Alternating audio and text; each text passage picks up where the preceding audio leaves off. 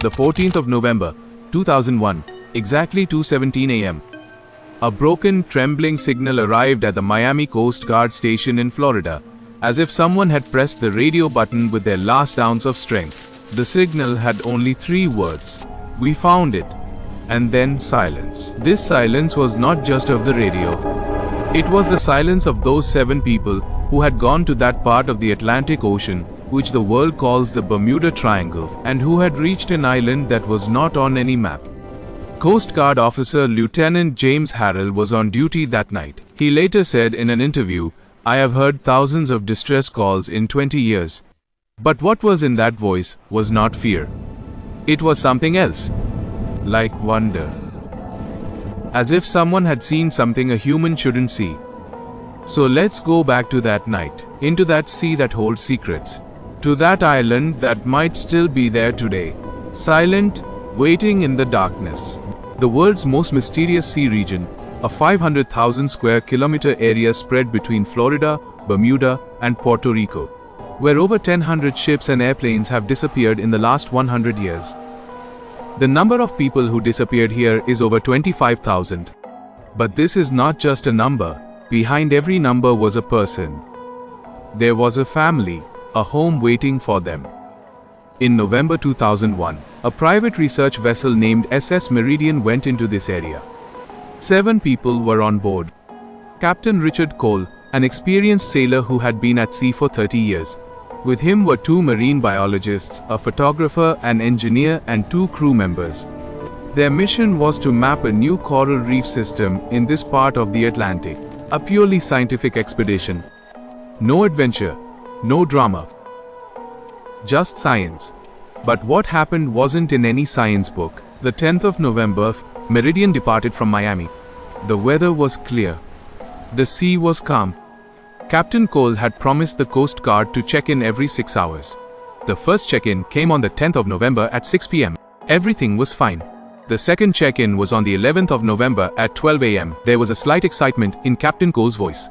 He reported that he was getting some strange readings on the GPS. "A place that isn't on the map. Anhon kaha. We are going to investigate. Nothing to worry about." The Coast Guard noted it and moved on. The third check-in came on the 12th of November at 6 a.m. This time, the voice was a little different. Captain Cole reported that he had found a small island. "It is not on any chart. Coordinates: Lab bag 25.3 degrees north, 71.2 degree west."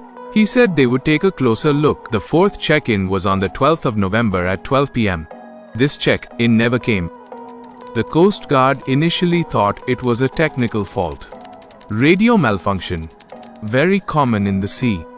But when evening came and no signal arrived, the alarm sounded. Lieutenant Harrell immediately started a search operation. 2 Coast Guard cutters and 1 helicopter was sent to the last known location that Captain Cole had provided. And from here begins the part that no one knew. When the search team reached those coordinates, they found nothing. Just open sea. Blue, deep, silent. But the helicopter pilot noticed something. The color of the sea in that area was a little different. A little darker. As if something was below. The pilot tried to descend, but his instruments stopped working. The compass started spinning. The GPS started showing wrong coordinates. They decided to turn back. At night, when everyone was asleep, that signal came to the Coast Guard station. "We found it." 3 words, and then nothing. Bermuda Triangle, that hell gate where compasses forget their direction and time forgets its pace. Thousands of ships, thousands of lives. This ocean swallows everything but never gives anything back. But this time, the ocean had left a clue. In the next episode, we will uncover the secrets of that waterproof bag and Captain Cole's last terrifying notebook. We will see those 3 photos that photographer Elena took risking her life. Whose eyes were those in the last picture? Is the Bermuda Triangle just a place or a waking hunter? Did that island really disappear? Or is it still hidden in Bermuda's dark shadow, waiting for another prey? For the second part of this unsolved mystery, subscribe to MS Doc now. The next episode is coming soon. Until then, stay alert, because the secrets of the Bermuda Triangle are still alive today.